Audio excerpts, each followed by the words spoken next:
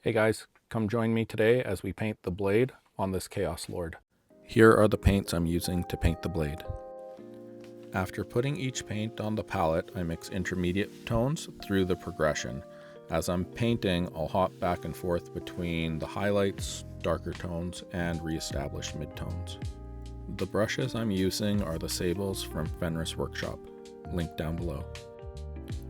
I'm starting by applying an even layer of tenebrous gray over the whole blade.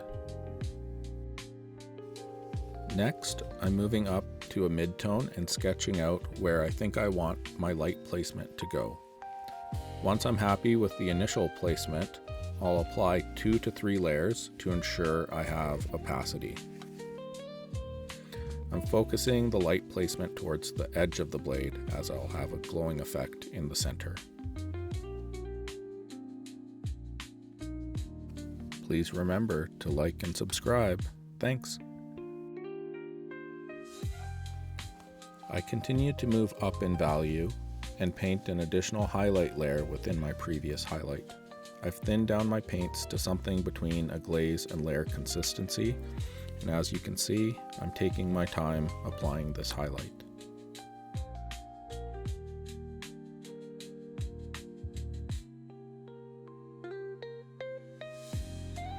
At this stage, I'm going to go back and add some mid and darker tones to re-establish them back on the blade. I'm focusing my brush strokes towards the center of the blade where I want it darker. And I'll re-establish some of those highlights as well. Now I'm adding some additional contrast by darkening the blade in the area where the runes will glow. I'm using both tenebrous gray and dark sea ben in this step. I'll also add more of my gray tones back onto the blade as well to re-establish some of those mid-tones.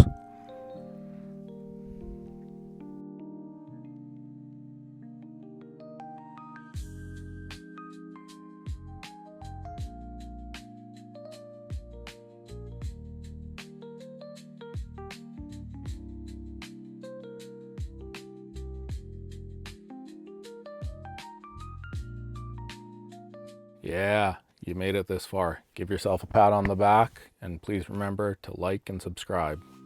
Now on to the glowing effect. The first step is applying diluted white ink to the markings on the blade. I will add 2 to 3 layers to get opacity. I also add some darker tones near markings that are close to the other parts of the blade that are highlighted. This will help me increase contrast between the glowing effect and the NMM.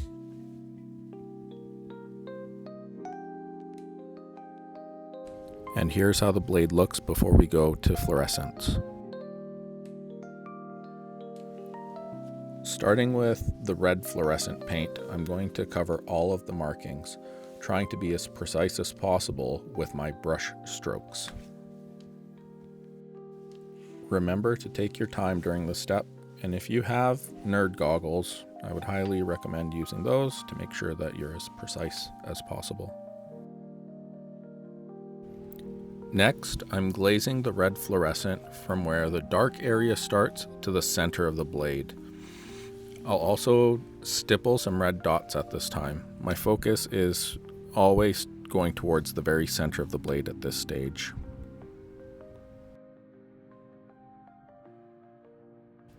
Once I'm happy with how the red is looking, I'll add dots of white ink to where I want the blade to read as the hottest. Then, using orange fluorescent paint, I'll go over those white areas to increase the heat.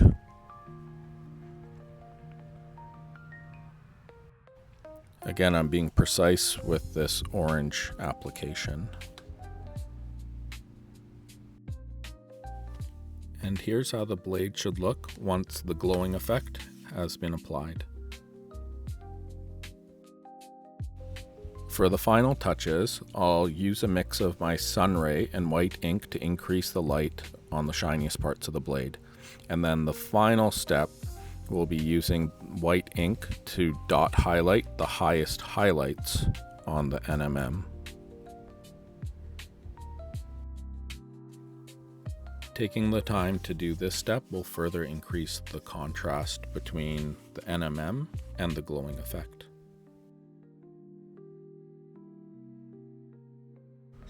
And here's the final result. If you have any questions about the paint job, please put them down in the comments and I will make sure to respond to every single comment.